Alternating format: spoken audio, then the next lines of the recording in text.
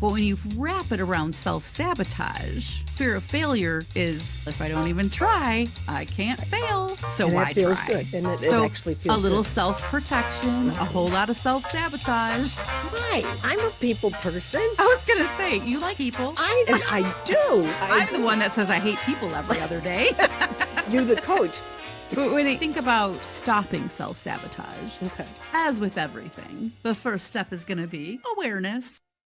Welcome back to Unapologetic Rabble-Rousers. I'm DocShellie. And I'm Carla Lewis. And we are actually going to be following along a path we started out on last episode. And we ended that episode, which was about fear of being seen and things that really are about getting in your own way for really a myriad of mostly stupid reasons. Myriad. So we wanted to talk about self-sabotage, talking about the kinds of things that we do, whether we're conscious about it, and I am really going to make sure that this gets in the way, or those things that just, they're happening because of habit, or some of these boundaries that we haven't set, or fears that we haven't acknowledged. So it felt like the right next step. What do you think, Shelley? Yeah, for sure. I think self-sabotage is a kind of an interesting thing, right? I think it sneaks up on us sometimes, and it can come in different ways, and it can impact a lot of different areas of our lives. But I think when we think about self-sabotage, like what is it? And I think if we think about defining that in terms of the behaviors, whether they're unconscious or conscious, they're really things that block our success, they block our happiness, and they block our progress that we want to make. They interfere with even the courage to think new thoughts and do new things. Yeah. Or let go of old thoughts and old things. Yes. And it can feel like self-protection, I think, sometimes, right? Yes, I do. As we were talking about what we were going to do for this episode, I jokingly said, well, I'm going to get you before you get me, right? Like in relationships, sometimes I'm like, he's going to break up with me, so I'll just do it first. Think of how much I'm saving myself all that time. So it can feel a little bit like self-protection. It's a funny and yet very poignant kind of example about the kinds of things. So what this thinking that just goes boom, it's just like lightning. And we go from a direction that seems like this is a good thing to, no, I've already figured out, I've already played the whole thing out in my mind. And so I'm going to get in my own way because it's not going to go good. It's not going well. It's not going to go well at all. Yeah. And so if you like really think about it, it's not just about making perhaps some bad decisions, but it's usually rooted in something, a fear of failure, fear of success, fear of change. And I know we've talked about all of those things individually, but when you wrap it around self-sabotage, fear of failure is, if I don't even try, I can't fail. Yes. So and why that feels try? Good. Yeah. And it actually feels a little good. Self-protection, a whole lot of self-sabotage. Yes. Yes. Fear of success. If I succeed, people are going to expect more from me. Yeah. And I talked about that in that last episode. The last episode. Yep. It was, what happens if this works? Oh my God. Then what? Yeah. Shoot. Yikes. I don't know if I'm ready for that. Well, maybe if I just don't start, I don't have to get ready. So exactly. And how many different ways does it show up? How many different ways does that kind of thinking and acting or not show up? Yep. So many different parts of our lives are affected by whatever drives that inside of us. So let's talk about some of those things. What are some of those areas where we can recognize? We've talked about it from a professional point of view on just one little story that was mine. And we've actually talked about it. We actually have touched on this, haven't we, over many of the past 65 episodes. There's some element in each one, and it comes down to being aware of it and then deciding if it's serving me or not. And then if it isn't, what do I do about that? And if it is, how do I amplify it further? So where would you say is probably the most obvious place that self-sabotage exposes itself? That's a good question because as you were talking, I was thinking, I don't know that it's always obvious. Mm-hmm. I think sometimes it shows up in the small everyday choices that keep us stuck. Okay. But I think there are some obvious areas too. And I think it could be career. I think relationships pushing people away, Mm-hmm. creating conflict. I think those are pretty big, clear self-sabotage That's interesting. Creating things. conflict. Yeah. Like it's a conscious effort to introduce conflict so that I can avoid what it was I didn't want to have to face in the first place. Exactly. Interesting tactic. Yeah. Like health and wellness, skipping workouts, sabotaging your diet, neglecting self-care. Like they may not be super obvious because I think those are things that are daily choices, right? So I think it's easy to skip the one workout. I know for me, I skip one, the next one becomes easier, and the next one becomes easier, and the Mm-hmm. next one becomes easier. So I'm like, if I skip a workout, I know I'm heading down a path of I'm going to keep skipping them.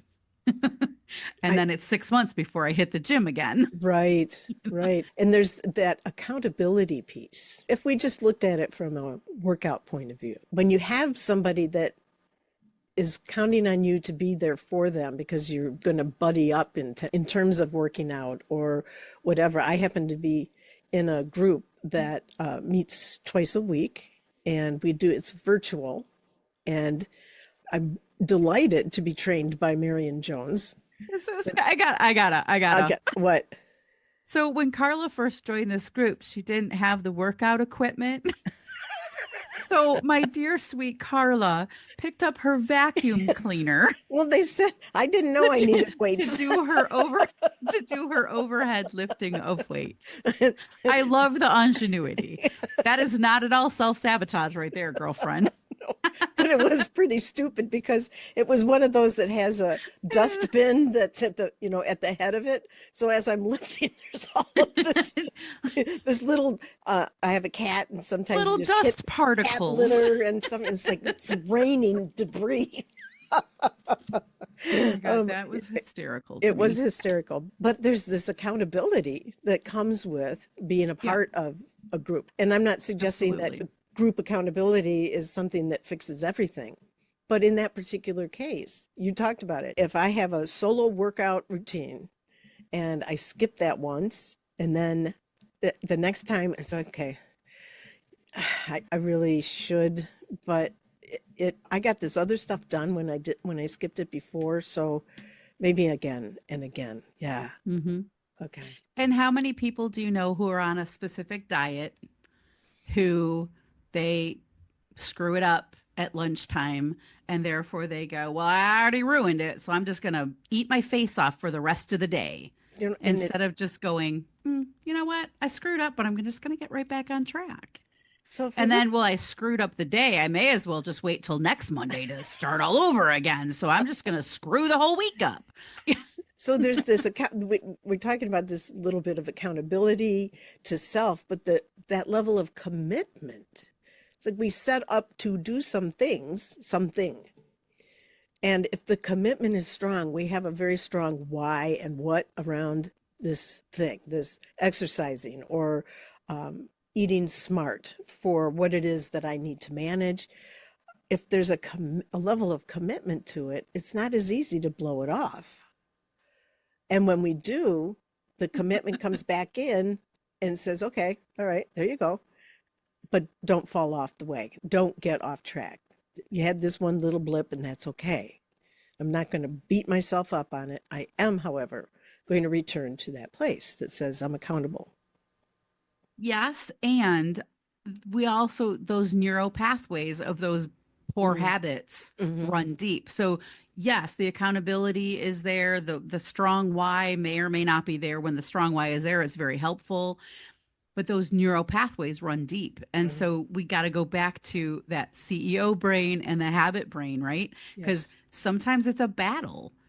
I've lost almost 50 pounds, and it has not been a straight journey, right? There's months where I am all in, I'm following my plan, I am drinking my water, I'm doing all the things, and then I have a day and my habit brain is like, you've been on this journey for like a year, but I want a Coke, I want a Big Mac. I don't eat McDonald's. I want a Whopper. I'd prefer that from Burger King. I want some fries.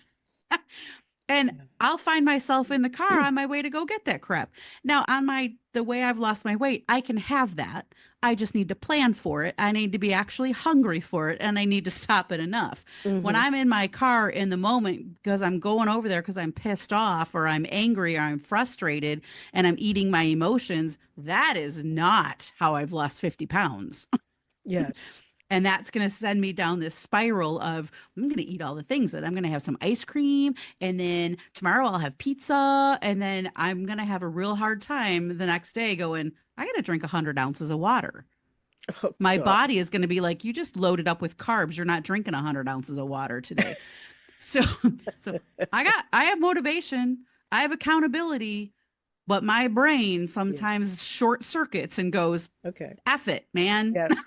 Yeah, but We're going back to those old habits today because it feels good. it does. It provides comfort. And then you're going to feel like crap. And then you're going to beat yourself up. And your brain's like, ha, ha, I'm going to win this one. I think it's important to recognize that habit brain never Goes gone. away. Yes. No. Yes. My coach who lost 100 pounds like 18 years ago and has kept it off still has to have those conversations with herself to be like, no, we're not doing this today. I knew that thought was going to come up. We're not doing that today. So it literally never goes away. No. Those neural pathways run deep. Yes. And it's the same thing with self-sabotage, right? We're avoiding new experiences. We're skipping workouts. We're neglecting rest or self-care. We're staying in an unhealthy relationship. We're procrastinating on new opportunities. We're avoiding networking. We're avoiding putting ourselves out there. Whatever it is, where we're self-sabotaging ourselves, either in big ways or small ways, a lot of that is habit. A lot of that is a neural pathway because we've done it for so long. It would be interesting to explore how that habit brain influences any of the other areas where we look at for self-sabotage. So we talked about it in terms of health and well-being. From a professional point of view, how might the habit brain be influencing our, not necessarily desire, but some conscious or unconscious approach to getting in our own way? Mm-hmm. Procrastinating on big opportunities. You're in a job that you hate, but you're staying there because you got a decent paycheck. You don't even want to look for a new opportunity. Women, I see this in women all the time. We downplay our achievements.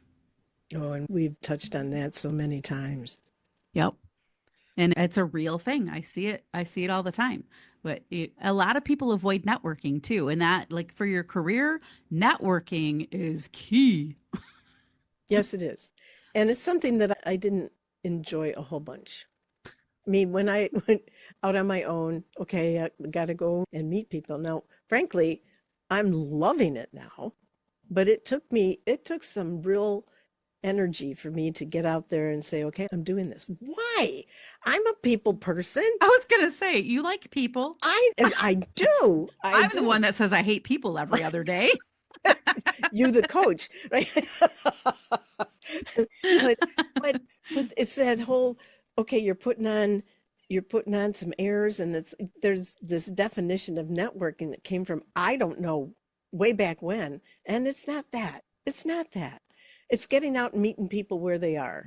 And there's a reason to get together, and that's to be able to make connections and discover what I might be able to bring to others or get from others in support of my journey. So I'm loving it. In fact, I want to share, because we have also talked about not celebrating wins, Mm-hmm. especially you just don't want to be boastful or anything. But I joined the local Chamber of Commerce and I went Yay. to a couple of networking meetings, and just yesterday was on the phone with the president of the chamber, who's we're now like best friends kind of thing, but I'm going to be a part of the development and delivery of a leadership program that's going to be sponsored in it out of the Oakland County Chamber and Novi Chamber, and I'm going to be helping to deliver it and kick it off, and I'm going to be the keynote for the graduation and the people who are going to be Awesome. graduating through this program. Wouldn't have happened had I not gone Yay. That's to very one. cool. Yeah, and it's what I want to be able to do, to be able to Right. contribute in that fashion. I wouldn't have known about it if I hadn't Yeah. gone out and networked and taken the risk of exposing myself as somebody who didn't have anything to offer, which I know isn't true. So I had to get Mm-hmm. over it. I had to get over myself. You know, people aren't looking at you that close. Mm-hmm. That whole net, I'm sorry. So I just went off on a tangent on the networking It's piece, all but good. it has been, and it's going to continue to be. So Mm-hmm. I'm excited about that. But Yeah. I think that notion of putting yourself out there in a professional sense, and as you've talked about, staying in a job that just sucks the life out of you, Mm-hmm. but you've made good money, and so now I'm going to go ahead and tolerate the bleeding of my soul Right. because at least I can count on the money coming in. And I'm not sure that I would call that self-sabotage, save the fact that if your spirit is searching for more and you're feeling you're suffocating where you're at, what's that? That may not be sabotage, but it sucks. And it's something that people need to think about. You Mm-hmm. know, the big why. Okay, that may be a totally different topic. I don't know. So let's get back to self-sabotage. Yeah, I think it could be self-sabotage if you're just procrastinating on what opportunities what else could be out there, right? If you're willing to just stay in the suck, that's a problem. Excuse me. um, but when we think about overcoming self-sabotage or stopping self-sabotage, Okay. as with everything, the first step is going to be awareness. So Every you good recovery program starts with awareness. yes, we can't fix what we can't see, right? So what is it that you might be afraid of? What are you protecting yourself from? Might be a couple questions that you could journal on or reflect on, because we haven't talked about journal a hot second. It'll make it into every podcast because it's so important. It's such an important tool. Yeah. But really pay attention, because self-sabotage looks different for everyone. So really pay attention to where and when you might be sabotaging yourself, and pay attention to that inner critic. When self-doubt creeps in, ask yourself, is this true? Is this reasonable? Is this helpful? Would I say this to a friend? Those are Mhm. great questions to process through when you're feeling that self-doubt. And I think one of my favorites is take small, imperfect action. Don't wait for the perfect moment. Don't wait for everything to be just right. Just start. Just take that first step, as imperfect as it may be. Because being able to at least first recognize it, and then every step is a move forward. It's away from that negative. So it Yes. becomes positive. See how I did that? Yes. Like I do see electricity? how you did Wow. that. But I mean, you have such great resources available for people to be reflecting on things that can help really get to the heart of what matters, what's driving actions and decisions and such. And I there's probably not going to be a single episode that goes by that I don't acknowledge the power of the boundaries that empower. And you've Thank you. offered just Yeah. recent, just was it just yesterday you posted? There's Oh, a yeah, on my free Instagram. Yeah. for a free resource for anybody Yes. to be able to go and get that list of 100 incredible thoughts. In fact, with your permission, I would like us to be able to post that on our Facebook page. Sure. The URR Facebook page. Yeah. And on the YouTube and anywhere else we can. Because this whole notion of being able to look at self-sabotage and say, what the heck is going on? Where's this coming from? Why is it serving me? How is it serving me? And if it isn't, what's one little thing I could do to help step away from this? Yeah. What's one little thing? And then take that step and see that you didn't die or get pregnant. I'm sorry. One of my new phrases from you. It's a good one, isn't it? Mm-hmm. Yeah, we can definitely share the 100 power thoughts. Thank you.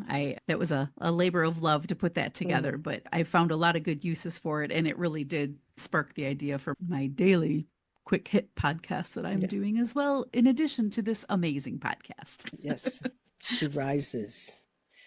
Yes. Closing thoughts, my friend. Yeah, I think as you think about overcoming self-sabotage, I think it's really, really important, as with many things, to practice some self-compassion. We can't beat ourselves up. And rewrite that narrative.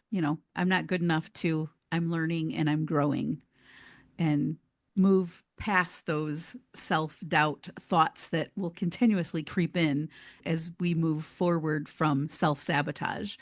And then I think one of the other things that we talked about as we were preparing was getting comfortable with the discomfort and knowing that as we grow, it can be uncomfortable, but we can't mistake discomfort for danger. Like, growth is good. Growth is learning, and it's a really positive thing, and only good things can come from it. Well, with that, I'm Carla Lewis. I'm DocShellie. Give us a like, give us a share, and we'll see you next time. This whole notion of being able to look at self-sabotage and say, what the heck is going on? Where's this coming from? Why is it serving me? How is it serving me? And if it isn't, what's one little thing I could do to help step away from this?